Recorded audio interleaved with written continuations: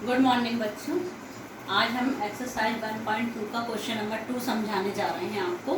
लेकिन उसके पहले आपको एक फॉर्मूला हम बताते हैं आपको, उसको आप समझ लीजिए। मान लीजिए कोई दो संख्याएं दी हैं, तो दो संख्याओं का एक फॉर्मूला है। दो संख्याओं का गुणनफल मतलब गुणा करके जो आएगा, दो संख्याओं का गुणनफल बराबर होता है उन संख्याओं के महत्तम समापवर्तक के गुणा और उन संख्याओं के लघुत्तम समापवर्तक के गुणा की। मतलब कहने का अर्थ यही है कि दो संख्याओं का गुणनफल उन संख्याओं के महत्तम समापवर्तक और लघुत्तम समापवर्तक के गुणनफल के बराबर होता है। मान लीजिए आपके पास दो संख्याएं a और b हैं, तो इस फार्मूले को हम इस रूप में लिख सकते हैं। मान लीजिए कि दो संख्याएं a और b हैं, तब हमने जो फॉर्मूला इस तरीके से लिखा है उसको किस रूप में लिख सकते हैं। देखिए, दो संख्याओं का गुणनफल मतलब a और b का गुणा, लगाया हमने गुणा का साइन, a गुणित b बराबर होता है इन संख्याओं के महत्तम समापवर्तक। तो महत्तम समापवर्तक को हम क्या बोलते हैं? HCF। किसका HCF? इन्हीं दोनों संख्याओं का। तो उनको हम ब्रैकेट में लिखते हैं। मैं आपको बताया था इस तरीके से लिखना। इसको क्या पढ़ेंगे हम? A और B का महत्तम समापवर्तक गुणित अब इनका लघुत्तम समापवर्तक। तो लघुत्तम को लिखते हैं हम LCM, लीस्ट कॉमन मल्टीपल। ये भी आप लिख सकते हैं A इंटू, मतलब दो संख्याओं a और b का लघुत्तम समापवर्तक, दो संख्या a और b का महत्तम समापवर्तक, इन दोनों का गुणा बराबर होता है उन दोनों संख्याओं के गुणनफल के। इस सूत्र का उपयोग दो तीन प्रकार से किया जाता है। एक तो हम एक्सरसाइज 1.2 का क्वेश्चन नंबर जब 2 करेंगे, इस जो सूत्र है इस सूत्र की हम जांच करेंगे, करके देखेंगे कि महत्तम समापवर्तक और लघुत्तम समापवर्तक का जो गुणा है वो दो संख्या के गुणनफल के बराबर होता है या नहीं। तो क्वेश्चन नंबर 2 में हमको इस सूत्र की जांच करना है। दूसरा आपका क्वेश्चन बनता है कि आपको इन चार राशियों में, चार राशि कौन कौन सी हो गई? एक हो गई a, b, एक हो गई महत्तम समापवर्तक राशि और एक हो गई लघुत्तम समापवर्तक की राशि। इस प्रकार कितनी राशियां हो गई? चार राशियां हो गई, 1, 2, 3 और 4। ये क्वांटिटी है, आपकी राशि है। इन चारों में से यदि हमको 3 का मान पता चल जाए तो चौथी राशि का मान हम इस सूत्र की सहायता से ज्ञात कर सकते हैं। मान लीजिए हमको दो संख्याएं दी हुई हैं और उनका महत्तम समापवर्तक दिया है और आपको पूछा जाता है लघुत्तम समापवर्तक, तो इस सूत्र की सहायता से हम निकाल सकते हैं।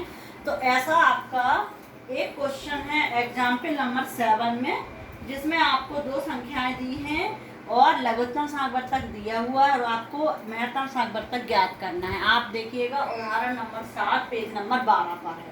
तो उसमें आपको क्या ज्ञात करना है वह प्रश्न में पढ़ के बताती हूँ। अभाज्य गुणनखंडन विधि द्वारा 96 और 404 का HCF ज्ञात कीजिए और फिर इनका LCF ज्ञात कीजिए।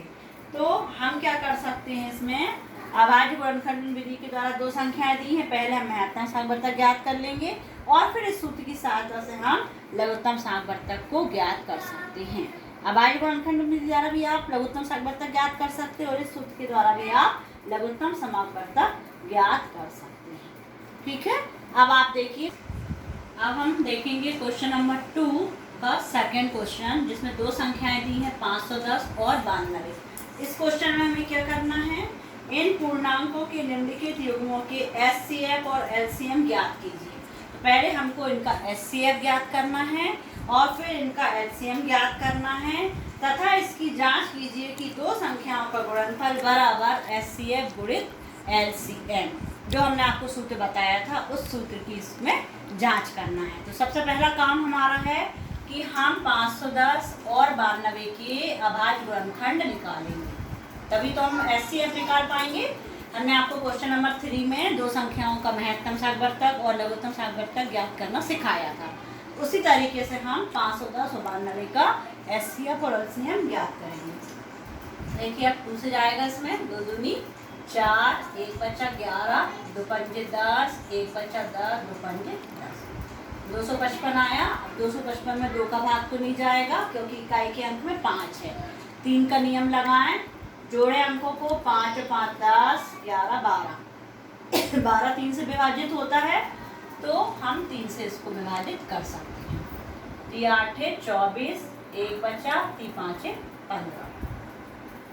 अब दोबारा देखें अपन योग करके 3 से जा रहा है कि नहीं। 8 और 5 कितना हुआ 13, 13 3 से विभाजित नहीं है, मतलब 85 में 3 का भाग नहीं जाएगा। अब इकाई काम के देखें अपन 5 है, 5 से भाग जाएगा इसमें, 5 1 का 5, 8 में से 5 को घटाया तो 3, 35 हो गए, 5 अंक ले लिया तो, और 5 7 35, 17 आ गया। और आपको पता है कि 17 एक अभाज्य संख्या है, 17 में आपका 17 से ही भाग चला जाएगा। इस प्रकार से हमने 510 के अभाज्य गुणनखंड निकाले हैं। अब हम 92 का निकालेंगे। देखिए इकाई के अंक में 2 है, तो 2 चौको 8, 1 12 हो गया, 2 6 12, अभी भी 2 से जाएगा, 2 दूनी 4, 2 3 6। अब अंकों का 2 का भाग नहीं जा रहा तो अब 3 से देखेंगे। अंकों का योग कितना आ रहा है 5, 5 3 से विभाजित नहीं होता, मतलब 23, और वैसे भी 23 क्या है एक अभाज्य संख्या है, तो हम समझ जाएंगे कि 23 में किसका भाग जाएगा, केवल 23 से ही भाग जाएगा, 23 से कम 23। इस प्रकार से हमने अभाज्य गुणनखंड निकाले हैं।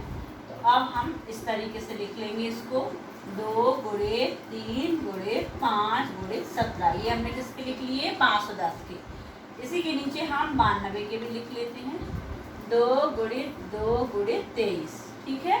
अब हमने आपको बताया था महत्तम समावर्तक मतलब SCF के लिए तो आपको कॉमन देखना है, जो दोनों में उभयनिष्ठ हो वो आपका जाएगा। तो ये आपका 2 और ये 2 उभयनिष्ठ है, तो एक बार 2 आ गया, एक ही बार आएगा उभयनिष्ठ जो दोनों में होगा। अब देखिए दोनों में कोई संख्या की जोड़ी बन रही है, कोई भी संख्या उभयनिष्ठ अब नहीं है। इसका अर्थ है कि 510 और 92 का जो SCF है वो कितना आया 2 आया है। आप ऐसा भी लिख सकती हैं SCF किस किस का निकाला हमने 510 और 92 का, तो इसको कोष्टक में कॉमा लगा के हम लिख देंगे। अब हमने आपको बताया था पिछले वीडियो में कि इनका हमको यदि LCM निकालना है तो इनको हम घातों के रूप में लिख लेंगे और सबसे बड़ी घात वाले पद को ले लेंगे। तो अब आप देखिए इसको घातों के रूप में लिखेंगे तो ये 2 तो सब सिंगल सिंगल बार आए हैं, पर यहाँ पर 2 कितने बार आया है 2 बार आया है। तो इसको लिख लेंगे हम 2 की घात 2 और अकेला 23। ठीक है, यहाँ पर तो आपके सब अलग अलग हैं। अब आप देखेंगे इनका लघुत्तम समावर्तक यहाँ लिख लेते हैं हम LCM। तो हमने आपको बताया था कि दोनों की गुणनखंड में जो सबसे बड़ी घात है, यहाँ पर 2 की घात 1 है और यहाँ पर 2 की घात कितनी है 2 है। तो लघुत्तम समावर्तक में हमको लेना है बड़ी घात वाला पद, तो 2 की घात 2 आ चुकी है। ठीक है, अब आपका ये 2 की घात 2 आ चुकी है। अब 3 देखिए, 3 इसमें है पर इसमें नहीं है, 3 आप ले लेंगे, क्यों, क्योंकि 3 की घात यहाँ 1 है, जिसमें नहीं है तो हम समझ जाएंगे कि 3 की घात 0 है, वहाँ 0 है, तो बड़ी घात कौन सी कहला गई 3 की घात 1, 3 आ गया। इसी प्रकार से इसमें 5 है, इसमें नहीं है, 5 आ गया। अब 17 इसमें है पर इसमें नहीं है, 17 जाएगा। 23 इसमें है पर इस वाले में नहीं है, तो 23 ले जाएगा। इसका कहने का अर्थ है कि जो दोनों में नहीं रहते हैं लघुत्तम समावर्तक में वही पद भी आते हैं, और जो दोनों में कॉमन रहते हैं तो उसमें बड़ी घात वाला पद आपको लिखना होता है। तो लघुत्तम समावर्तक में आपको अब गुणा करना है। 2 की घात 2 का अर्थ है 2 को 2 बार लिख लें आप, 3 गुणे 5 गुणे 17 गुणे 23, इनका आप गुणा करिएगा रात में। ठीक है, 2 दूनी 4, 4 तिया 12, 12 पंजे 60, आप 60 गुणे 17, ठीक है 17, ठीक है गुणे 60 करते हैं हम गुणा। 6 7 42 की 2 से 4, 6 कम 6 4 10, 0 2 0 1। ठीक है, अब आप अभी किसका गुणा करना है हमको 17 और 60 का हो गया, यहाँ तक गुणा हो गया। अभी हमको 23 का भी करना है गुणा, गुणे 23, 3 6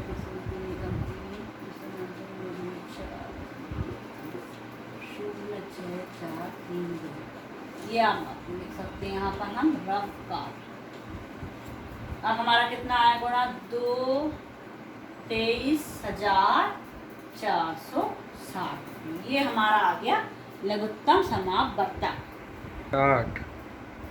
अब हम देखिए इस प्रकार हमने महत्तम समावर्तक और लघुत्तम समावर्तक निकाल लिया। ये 2 प्रश्न आपसे पूछे गए थे, अब इसके बाद हमको जांच भी करना है, ठीक है। आगे हम देखेंगे किस प्रकार हमको जांच करनी है।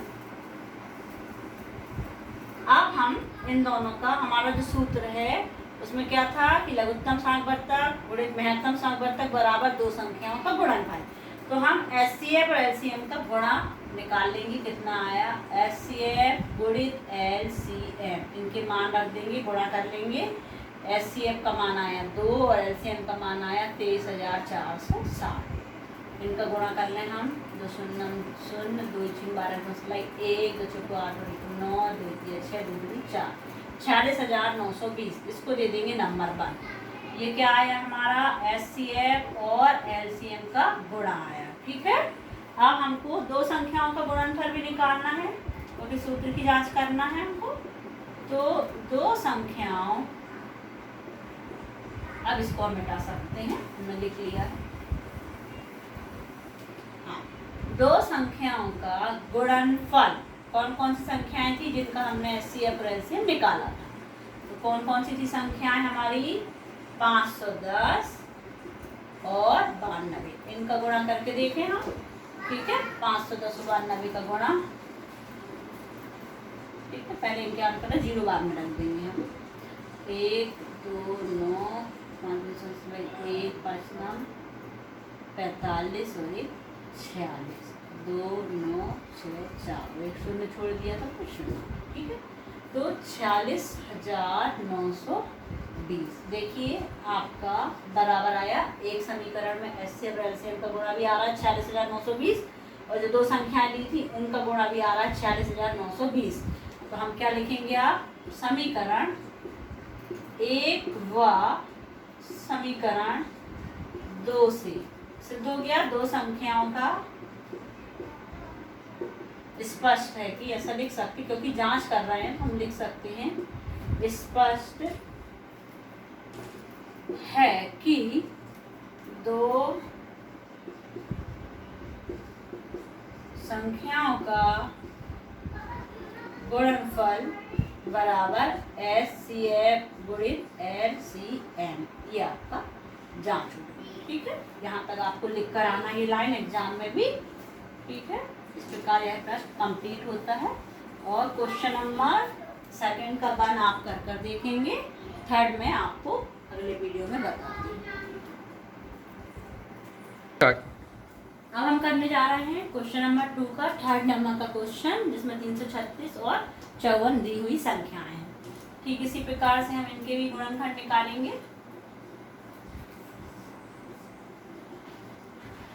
दो एकम 2, 1 13, 2 6 12, 1 16, 2 8 16, 2 12, 2 8 16, 2 चौको 8, 2 चौको 8, 2 दूनी 4, 2 दूनी 4, 2 एकम 2। अब 2 से भाग नहीं जा रहा, 3 से देने, 3 7 21, 7 का भाग 7 36। ये हमने 336 के अभाज्य गुणनखंड निकाले हैं। अब हम 54 के निकालेंगे। 2 दूनी 4, 1 14, 2 7 14, 3 का जाएगा, 3 नाम 27, 3 तिरका 9, 3 एकम 3, ठीक है। अब एक के नीचे एक हम लिख लेते हैं। 336 के 2 कितनी बार आया है, 1 2 3 4, 4 बार 2 लिख लें हम। 3 एक बार आया है और 7 एक बार आया है। इसी प्रकार 54 के आए हैं, 2 गुणित 3 कितने बार आया है, 3 बार आया है। यहाँ पर हम घातांक रूप में भी लिख लें। 2 कितने बार आया है, 4 बार, इसका अर्थ 2 की घात 4 गुणित 3 गुणित 7। और इसमें आप लिख सकते हैं 2 गुणित 3 की घात 3। घातांक रूप में हमें LCM ज्ञात करने के लिए लिखना जरूरी है। अब हम सबसे पहले निकालेंगे HCF। HCF में आप समझ गए होंगे, जो दोनों में है कॉमन उसको लेना है। देखिए कौन कौन से सब कॉमन संख्या है, ये 2, और आप देखिए इसमें कॉमन कौन सा है, ये 3 और ये 3। बस इसके अलावा और कोई कॉमन है नहीं, बन रही है जोड़ी, मतलब इतना ही आपका HCF में आएगा। 3 दूनी 6, तो महत्तम सार्थक आ गया है आपका 6। अब हम निकालने जाएंगे लघुत्तम समापवर्तक। तो लघुत्तम में आप देखिए घातांकों के रूप में लिखा है बड़ी घात 2 की घात 4 है, और यहाँ 2 की घात कितनी है, 1 है। बड़ी घात लिख लीजिए आप, 2 की घात 4, फिर 3 की घात 3 है और यहाँ पर 3 की घात 1 है, तो बड़ी घात कहला गई 3 की घात 3 गुणित 7 इसमें है और इसमें नहीं है, 7 दिया जाएगा आपका। अब हम इनको सबका गुणा करेंगे कैसे, पहले इसको पूरा लिख लें आप। 2 कितने बार, 4 बार, 3 आएगा 3 बार और 7 आएगा 1 बार। इन सबका गुणा करें, 2 दूनी 4, दूनी 8, दूनी 16, 16 दूनी 32, 16 48, 48 ये। अब आप रफ काम कर लीजिए, ठीक है। कहाँ तक हो गया था, 2 दूनी 4, दूनी 8, दूनी 16, ये 48। 48 में हम पहले करते हैं 3 तिरका 9, 9 का गुणा, और ठीक है 3 तिरका 9 और 9 7 कर सकते हैं 63। तो 48 में 63 का गुणा करते हैं डायरेक्ट। 3 8 24 2, 3 चौको 12, 13 14, 6 8, 48 की 8 4, 6 चौको 24 4 28, 4 8 1 9 1 3024। आप अपने तरीके से गुणा करके देख सकते हैं। लघुत्तम समापवर्तक आ गया आपका 3024 और महत्तम समापवर्तक आ गया 6। ये आपके दोनों आंसर हो गए। लघुत्तम और महत्तम का आंसर तो हो गया है, लेकिन हमें सूत्र की जांच करना है कि दो संख्याओं का गुणनफल बराबर HCF गुणित LCM। तो जांच हम करेंगे आगे। देखिए यहाँ लिख भी सकते हैं आप जांच। सबसे पहले हम क्या करें, लघुत्तम समापवर्तक और महत्तम समापवर्तक का कर रहे हैं गुणा।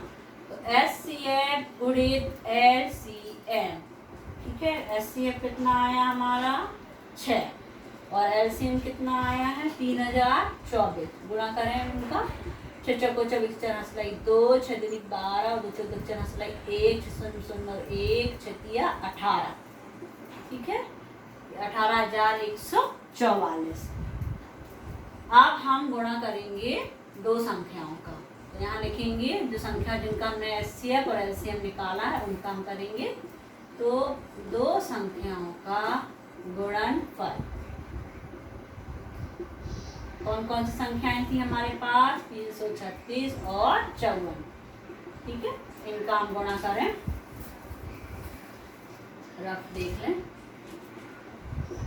336 और गुणित 54।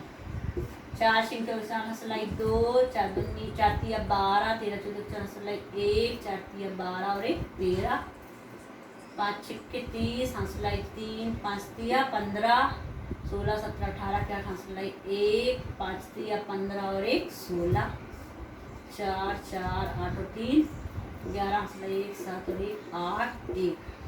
ये भी आ गया हमारा 18,144। इसको दीजिएगा समीकरण नंबर 1 और इसको दीजिए 2।